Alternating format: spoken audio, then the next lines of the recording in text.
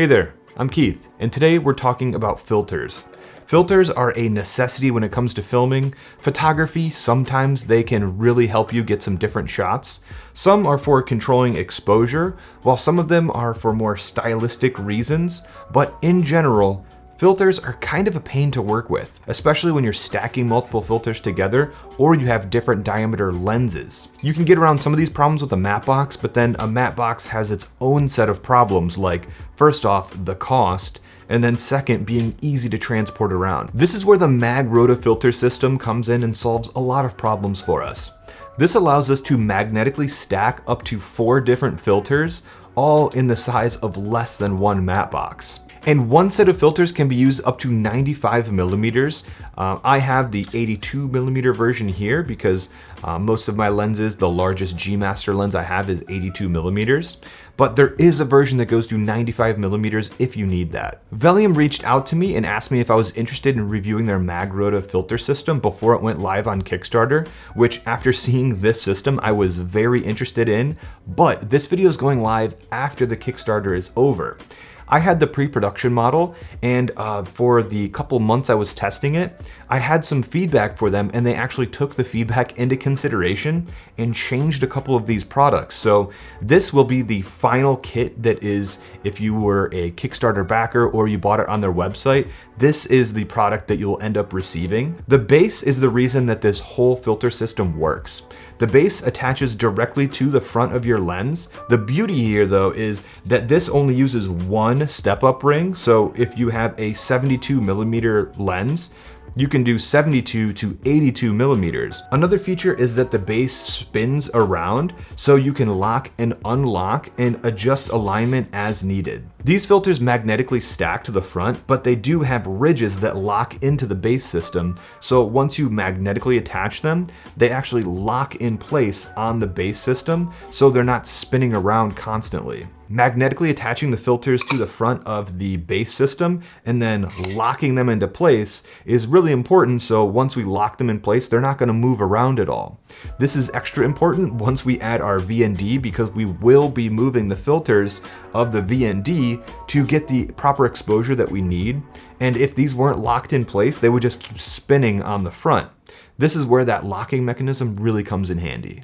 When it comes to what order we should be putting these filters on, there is a photo side and a cine side, so whatever you're going to be doing and what filters you'll be using in your stack will determine what order these filters should be used in. We're going to be using the cine side for now, so we're going to take our stage 1 filter, which is currently the blue streak and the gold streak filters. We'll use the gold streak for this one, so we will find the cine side and put it onto our base, and we will magnetically put it on, and then we will lock it into place. So now it's not going to be moving if we're trying to adjust any of our other filters. What's unique about this system is that since these are circular filters and they're not locked in a matte box, we can unlock our filter system and actually move our filter around in front to adjust the direction that our flares will actually be going in. So if you're filming in landscape or portrait, your flares are actually going to be going the correct direction. So if you were filming in landscape and then you switch your camera over to portrait, the streaks would actually be going the wrong way. So if you need to adjust your streak direction, or if you want them going at like a 45-degree angle or something, you can unlock these, move the streaks to whatever angle you want, and then lock them off again, and they won't move around anymore. I probably should have done this first, but attaching the MagRota filters to the front of your lens, just find the appropriate step-up ring and just simply put it onto the front of your camera, and it threads on just as any other filter would. This brings us to stage 2, and stage 2 is for the CPL. And this is where we will add the VND in stage 3 that will actually move against this filter and be able to change the exposure in our camera. The CPL also has 2 different settings for our VNDs as well. There is a T and a W side. The T side is actually wider and it has 3 additional stops of light reduction, so this 2 to 5 would turn into a 2 to 8 with no cross polarization. You get more light reduction, but you have to be using a tighter focal length. Guess I should probably put the filter on. But that brings us to stage 3, and that is our VND. For our VNDs, we have the 2 to 5, and then we have the 5 to 9. But like I said, if you use the T side on the CPL, you'll be getting an additional 3 stops of light reduction. I've been using the 2 to 5 for mostly everything, and it's been working out great for me. I will make sure I'm on the cine side, and then I will put this little arrow that has the adjuster on the side, and I'm gonna put that on the W side of our CPL. So I'm just gonna put it onto there. And now that all of our filters are locked in, I can use this to actually move the filter around, and there's a hard stop that I can't move past. So now if I'm using a wide angle lens, I'm not gonna get any cross polarization. Stage 4 is my personal favorite, and this is Diffusion. They have the 1/4 strength black cine mist and a 1/8 black cine mist. I've used these filters each on their own, and I've actually been using the 1/4 cine mist because it doesn't seem to be that overpowering, and it is nice to have a little bit of bloomed highlights, but I feel like this isn't overpowering and completely washing out the image, but it does add a little bit of haze to your overall scene. What isn't advertised, and I'm not sure if this is supposed to be done this way, is if you want even more mist, I've done this for some tests and it worked out just fine, but you can actually stack the cine filters on top of each other and have a 1/8 and a 1/4, and it still works fine. It doesn't shake off the lens. It's not any magnetically less. It still seems to be working just fine. They don't advertise that you can stack this many filters together, but I've been doing it if I wanted, a night scene to be really creative, and it still works. And you can also put the lens cap on the front and it still is magnetically secure as well. The magnetic lens cap technically isn't a stage, but it is nice that this system includes a compact lens cap to keep everything nice and safe. If you're not using them, just being able to throw a lens cap onto the front of your camera can avoid any accidental damage, or if you want to throw it in your camera bag, it will not be able to smudge and rub up against your camera bag and potentially scratch whatever the last stage filter you have is. When it comes to using this on a gimbal, this is pretty interesting, as typically you would need a matte box for this particular filter stack, but since it's much smaller and lighter weight, this is able to balance on a gimbal just fine. I used this on my RS3 Pro and it balanced just fine with no errors. And it is nice that you can use this for longer periods of time because it doesn't weigh that much when you consider how many filters we actually have on the front of our camera. One of my biggest concerns with this was the color cast. Anytime you're using filters, it doesn't matter what they are, they will have some kind of a color cast. I didn't notice any crazy color casts because they are using quality glass, but at the same time, every filter is going to have some kind of a color cast. So I put each filter on and use my color checker passport to convert the colors back to their original state. If you're interested in those, I made those LUTs. Those are available in the link below. I've shipped things manually color grading them, but just having LUTs kind of streamlines things and makes the process much easier. Another question I had before even getting these filters in was, how easy are the VND filters to actually move on the front of the lens while they're on here? Since they're magnetically stacking, would I accidentally bump into this and possibly take off a couple of these filters?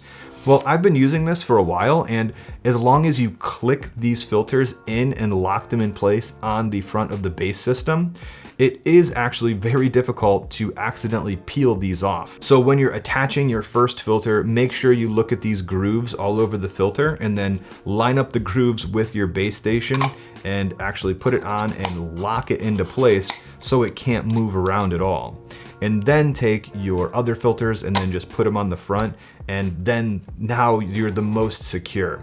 That was one thing I was really concerned about, and I haven't accidentally knocked these filters off, but they are magnetic, so if you want to take this and take it off, you totally can. But if you lock them in place and use them as you're intended to, I haven't accidentally knocked these off when I was adjusting the VND on the front. One thing that was strange to me was whenever I took this out of the box for the first time, put the CPL on, and then put the VND on, and moved it back and forth, I could hear these two moving against each other.